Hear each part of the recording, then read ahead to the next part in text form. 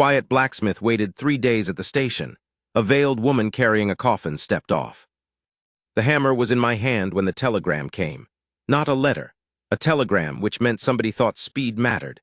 I read it once, set it on the anvil, and went back to the iron. It was the last shoe on a livery horse, and the iron was hot, and that seemed more pressing than whatever Harlan Cook wanted me to know. I read it again after supper. He said his sister was coming in on the Friday train. That her husband, a man named Voigt, a man I'd heard of but never met, had died somewhere up in the territory. That she was traveling alone with the body. That she had nobody between here and the Wyoming line, and that he, Harlan, could not get to Kelton for at least 2 weeks on account of a legal matter he could not leave. He wanted to know if I could watch for her, make sure she had somewhere to sleep and something to eat. I didn't owe Harlan Cook anything particular. We'd done business. He'd bought a set of gate hinges from me in the spring and paid fair. That was about the full measure of it. But he'd asked, and the asking itself was a thing I had some respect for. Men who ask instead of assume, you don't see that so often out here that you can afford to ignore it when you do. So on Friday, I walked down to the station. The train was 4 hours late, and then it didn't come. The station master, a man named Putty with a neck like a milk jug, told me there was trouble up the line and the train would come when it came. I went back to the shop and worked until it was too dark to see well enough to work, and then I went home, and in the morning I walked back down. Saturday it rained from about 9 in the morning straight through until dark. I stood under the depot overhang and watched it come down. A couple of cattle buyers were waiting too, playing cards on a barrel. They offered me a hand, but I never cared much for cards. I watched the road instead, and then the tracks, and then the sky when it started showing gaps in the clouds. The train didn't come Saturday either. Putty said he was sorry, said he genuinely didn't know, said he'd had no wire since yesterday afternoon. I walked home in the mud. Sunday was clear. Cold, we were past the point in the year when mornings had warmth in them, and the mud from Saturday's rain had a crust of frost on it when I came down the main street at first light. I built a small fire in the waiting room and Putty let me. He seemed to feel some obligation now, 3 days in, some shared ownership of the problem. He brought out coffee around 8 and we drank it without saying much. The train came at 9:45. I don't know what I had been expecting. Some frightened woman, maybe. Young and scared and grateful, the kind of grateful that costs you something if you let it go on. I had half decided I would help her find a room and arrange for the coffin to be stored at Anchor's warehouse, and then leave her to it. And whatever debt I owed Harlan Cook for 3 days of standing in the cold would be cleared. She came down the steps last. Black dress, black coat, a veil that hung from the brim of her hat. She was carrying a small case in her left hand, and her right hand was free, and the first thing she did when her boots hit the platform was turn and look back up into the car and say something to the porter in a tone that was not unkind, but was not asking either. 2 men came out after her carrying the casket. She watched them set it down with her arms crossed, and then she said something else, and they repositioned it. She was maybe 35, maybe a year or 2 either side. It was hard to tell with the veil. What I could tell was that her back was straight, and she was not looking around the platform the way frightened people look around, quick, hoping to find a face they recognize. She looked around the platform the way a person looks around a room they've walked into knowing they'd have to work with whatever they found there. Our eyes met. She walked toward me. "You're the blacksmith," she said. "Clem Aldridge, yes. My brother wrote to you." "He did." She looked me over once, not rude, not long, just thorough. The kind of look that sees what it's looking for and doesn't apologize for looking. "How long have you been waiting?" "Since Friday." Something moved across her face, not pity. Closer to recognition, I think. She nodded once like I had confirmed something she'd already suspected about the kind of country this was and the kind of people it produced. "I'm Nora Voigt," she said, and held out her hand. I shook it firm, dry. She didn't pull it back immediately the way some women do. "The coffin needs to stay cold," she said. "It's been on ice, but we're at the end of that now. Where can I put it?" "There's a warehouse. The man who runs it is honest." "All right," she picked up her case. "Can we go now?" We went. I want to try to put into words what it was like walking down that main street beside her, but the honest answer is I'm not sure I can do it right. I'd been a long time on my own by then. 3 years, coming up on 4. My wife Clara had died in the winter of '81, fever, quick, nothing to be done. We'd been married 6 years and had no children, and after she was gone I found that the absence of children, which we had grieved when we were living it, was a mercy afterward. There was only my grief to manage. Only the emptiness of the house, which was a manageable emptiness, a thing of known dimensions, not infinite the way it would have been with young faces in it. I had become, in those years, a man without much requirement for conversation. I worked, I ate, I slept well enough. There were men in town I got on with all right, Putty at the station, Doc Arliss, a few of the ranchers who came in regular. But I had gotten comfortable with a certain quietness in my life. The way you get comfortable with a bad knee, not happy about it, but used to it, arranged around it. Walking beside Nora Voigt, I became aware of the quietness again. Not in a bad way, just aware. Like a window that had been painted shut for so long you'd stopped seeing it as a window, and now somebody had touched the sash. She didn't talk much, which surprised me. I had half expected questions about the town, about her brother's arrangement about me. But she walked and she looked, and she seemed to be taking stock of things in her own way, at her own pace. We got to Anchor's and she went over every detail of the arrangements twice, and Anchor, who was not a patient man, waited her out without complaint. I watched him do it and felt something I recognized. You don't argue with this woman until you've made sure you're right, and she was right. I showed her to the Blaine Hotel, which was the better of the two. She went in and I went to my shop, and I thought that would be the full of it. She came to the shop the next morning. I was already at the forge, had been since 6, working on a set of wheel rims for a freight wagon out of Casper. I heard the door, which needed grease and would not open quietly no matter how you worked it, and looked up. She was wearing gray that morning instead of black. Still the same quality of straightness in her back, the same careful way of looking at things. She looked at the forge, at the wall of tools, at the floor. She said, "Do you have something I can sit on?" I found her a stool. She sat and watched me work for a while without speaking. I kept working. The iron doesn't wait for you to finish a conversation, and I had learned long ago that people who have something real to say will say it when they're ready, and people who don't have anything real to say will leave when they get bored. She wasn't bored. She watched the hammer the way you watch a thing that interests you, head slightly tilted, eyes steady. "How long have you been doing this?" she asked eventually. "Since I was 14, my uncle's shop out in Ohio. I came west in 73. And stayed. And stayed." She was quiet again. "Then, Thomas, my husband, he came west in 71. He was going to make something out there in the territory. He was that kind of man, full of a thing until he wasn't any more." She didn't say it harshly. It was a fact the way the temperature was a fact. "He did make something for a while, then it went wrong, then he died." I didn't offer condolences. I had the sense that she had been offered enough of those to last a long time, and that more would not help. "I don't know what I'm going to do," she said. "I have about $90. My brother has offered to let me stay with his family, but he has 4 children already, and his wife has opinions about me."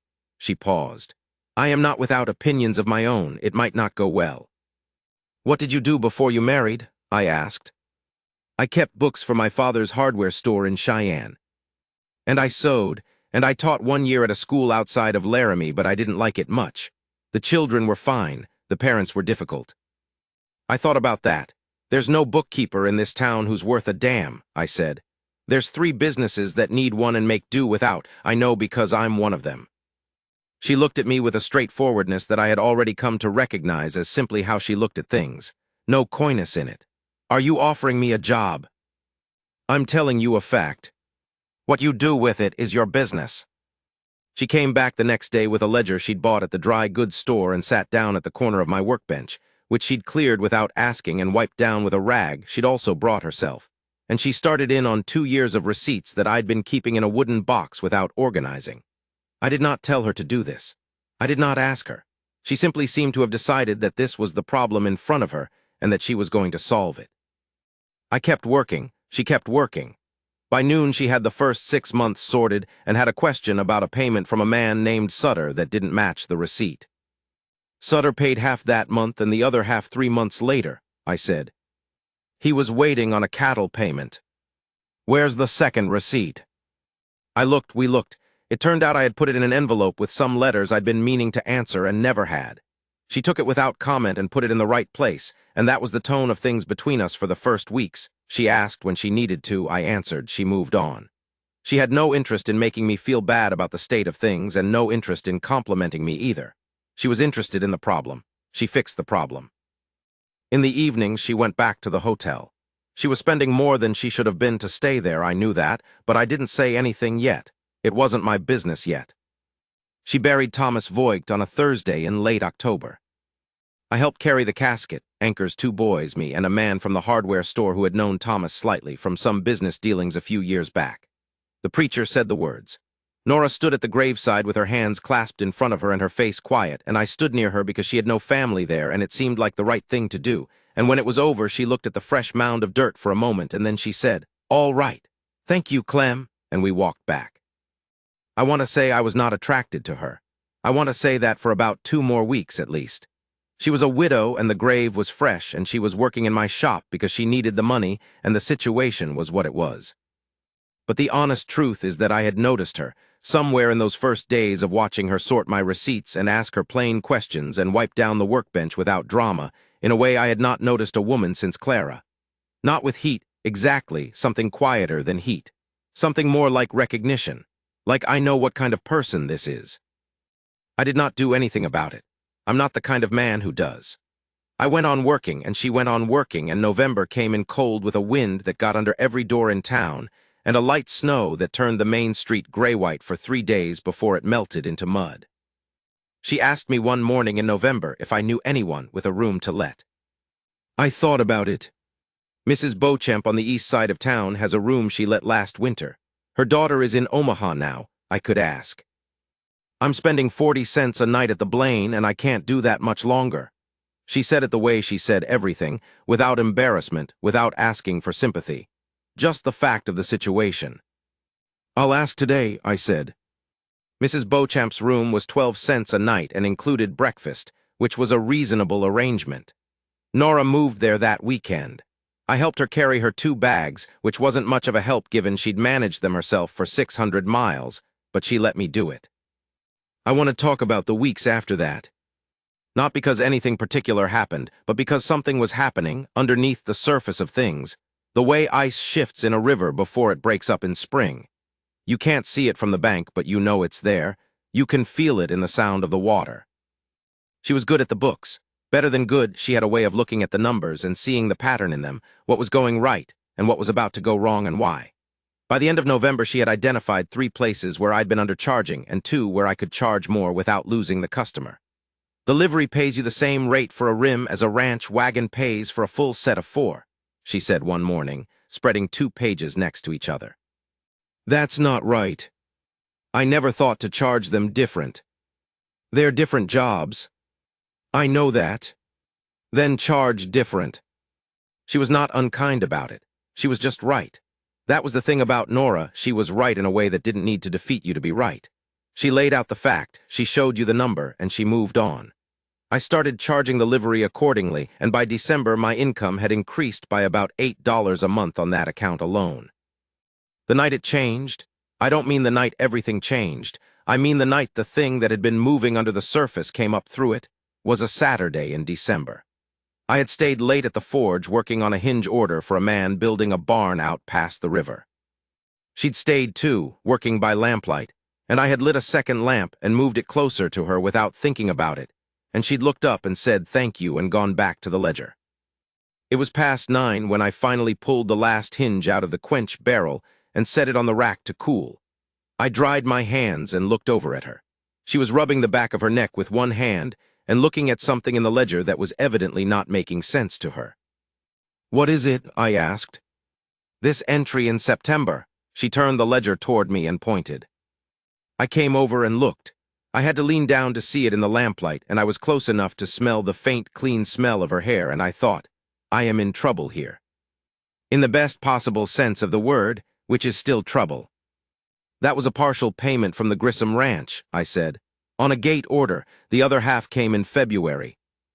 February of which year? 83. She wrote it down. I straightened up and she looked up at the same moment and we were closer than I'd realized. She didn't move back. How long were you married? She asked. Nobody in this town asked me that. They knew or they were careful around it, or they just had the sense that I wasn't asking to be talked to about it. She asked it directly because she was a direct person, and because she had, I think, some standing to ask. She had a husband in the ground herself. 6 years, I said. She died in 81. Children? No. She nodded. Thomas and I had one, a boy. He died before his first birthday. She said it without flinching and without inviting me to flinch either. It was a long time ago now. We stood there in the lamplight for a moment, both of us with our dead, and it wasn't sad, not right then. It was something else. It was honest. There's a kind of honesty between two people who have each been through the ground and come back out the other side that you can't manufacture, can't perform. You either have it or you don't. It's late, she said. I should go. I'll walk you. She didn't argue. We walked across the cold street, frost on the boardwalk, the sky enormous and salted with stars. At Mrs. Beauchamp's gate, she stopped and turned. I'm glad Harlan wrote to you, she said. I don't think I'd have said that in October, but I'm glad now. I didn't say anything right away. The right thing to say was not a quick thing. I waited 3 days at that station, I said. First day I was doing it out of courtesy. Second day I was doing it out of stubbornness. Third day I think I was just waiting without knowing what for.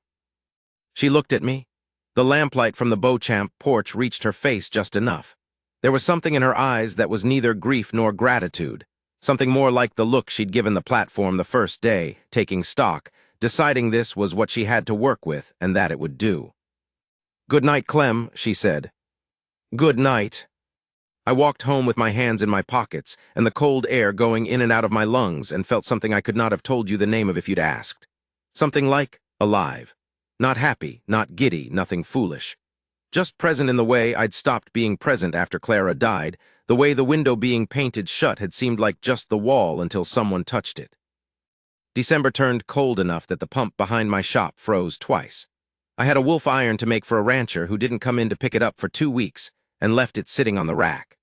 Nora finished the books through the end of the year and started looking at the coming year's orders, and what materials I'd need to stock before the road out north became unreliable in the deep cold. She thought about things that way, not just what was in front of us but what was coming. I asked her to dinner at the end of December. The hotel dining room, which was the best option Kelton offered. She said yes without making anything of it, which I appreciated. She wore a dark red dress that was neither her morning clothes nor her working dress, and she looked like herself, which is the best thing a person can look like. We ate and we talked, more than we usually talked, both of us.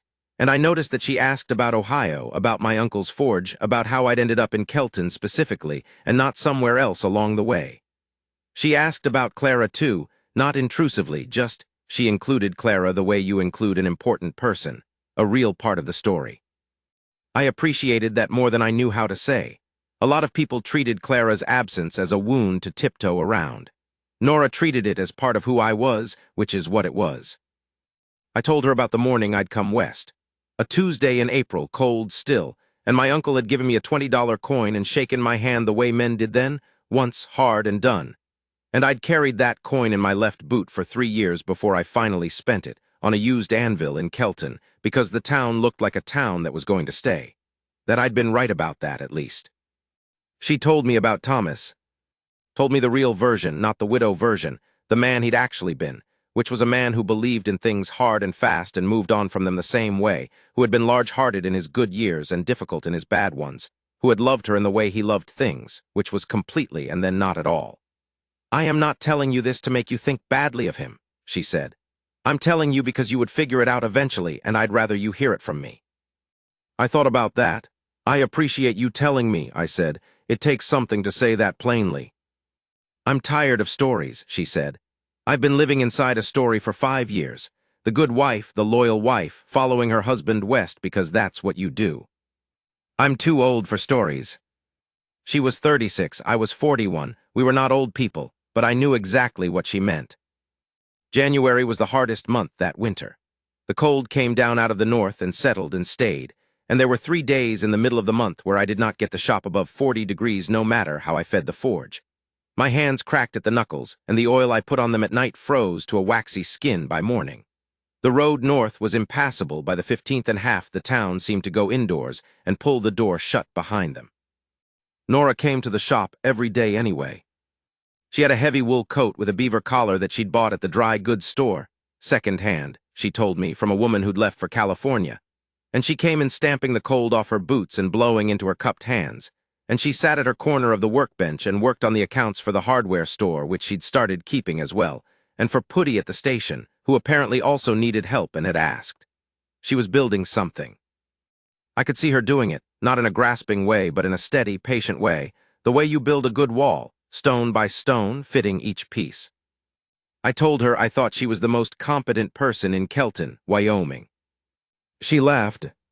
It was the first time I'd heard her really laugh, and it was a good laugh, genuine, a little surprised.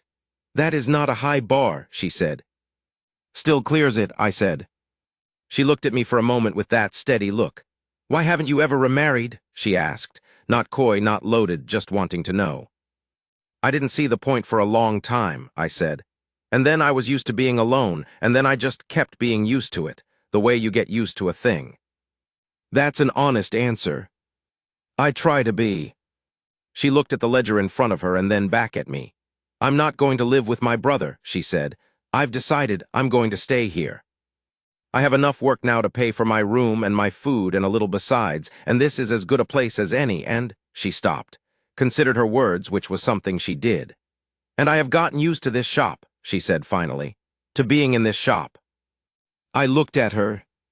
"I am not proposing anything," she said. "I am telling you that I'm staying and why I'm staying, and you can do what you like with that information." "All right," I said. "I'm glad." We both went back to our respective work and didn't say anything else about it for a while. And later, when I think about that exchange, I realize that nothing that happened after it was a surprise.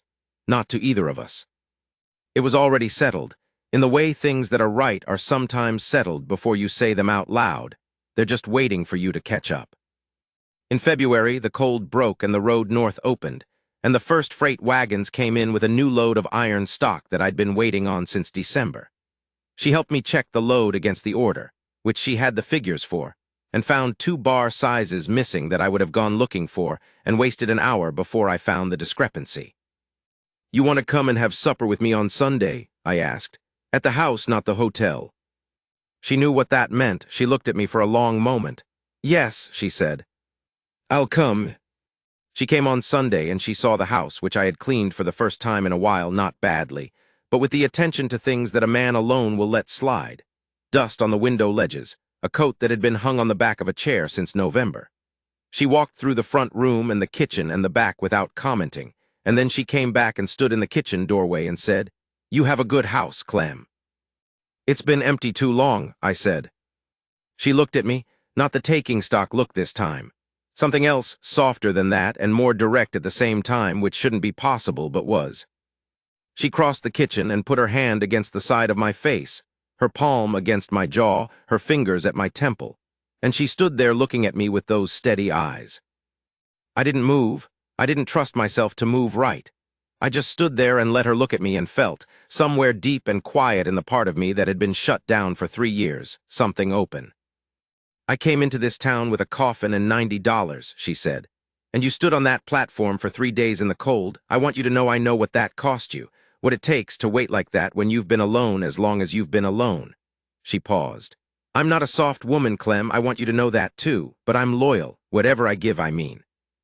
I put my hand over hers. It was a small hand, warm in spite of the cold she'd walked through. I held it there and neither of us said anything, and the house, which had been empty, was not empty anymore, and I felt that like a weight coming off my shoulders that I'd been so used to carrying I'd forgotten it was there. Spring came the way it always does in Wyoming, sudden and serious, the snow gone in 3 weeks, the grass green almost overnight, and the mud so thick the main street was impassable by wagon for 2 weeks in March. She moved out of Mrs. Beauchamp's in April. We were married in May, in the same church where I had stood over Thomas Voigt's grave in October, which seemed right, no reason to pretend that the past hadn't happened to either of us.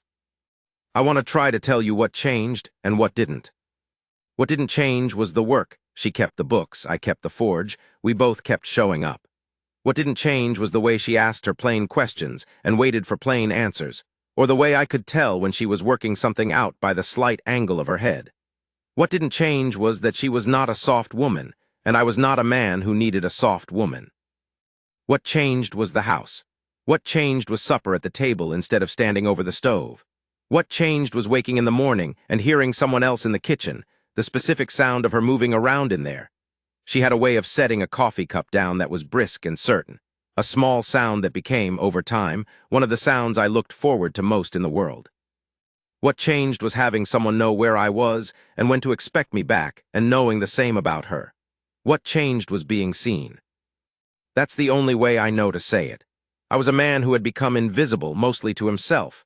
Not sad about it, not angry, just invisible, the way something becomes invisible when it's been still for long enough, when the eye moves past it without registering. She looked at me and I became visible again. A woman from back east visited Kelton the following summer. She was writing something for a magazine, traveling through the territory, writing about life out here. She came to the shop to watch me work, and she asked me how I'd ended up in this particular town, and I told her the story of coming west, the $20 coin, the used anvil. She asked if I'd always lived alone, and I told her I had until recently. She asked what had changed. I thought about it. I thought about the platform, 3 days of cold, Putty's coffee, the sound of the train, the way Nora came down those steps and turned and gave instructions about the coffin. I thought about the receipts in the wooden box and the lamp I'd moved closer to her without thinking, and the morning she put her palm against my jaw in my own kitchen and told me she was loyal and meant it. The right woman stepped off the right train, I said. The writer smiled and wrote it down. I don't know if she printed it, I don't much care. It was true, and I knew it was true when I said it, and there's a kind of satisfaction in that, in saying something that's exactly right. That needs no addition, no correction, nothing taken back. That was 8 years ago now. She still keeps the books. I still keep the forge. The house is not empty. I don't know how to end a story like this because I don't think it ends. But here's where I'll leave it. Last fall, early October, the light thin and cold already, she came down to the shop in the late afternoon and stood in the doorway and watched me work for a while, the same way she'd watched me from that stool in those first weeks. I looked up after a while, and she was looking at me with that steady look and something behind it that was warmer than steady. "What?" I said. "Nothing," she said, "just looking." She meant something by that. I knew what she meant, and she knew I knew. It was the same look she'd given me in the kitchen on that Sunday in February when she'd put her hand against my face and told me who she was. "I'm looking at you," the look said. "I see what you are. I am here." I went back to the hammer. She went inside to start supper. The iron was hot and the light was going, and the sound of the fire was the same sound it's always been, the sound I've worked beside for going on 30 years now, and it was enough. It was more than enough, it was everything.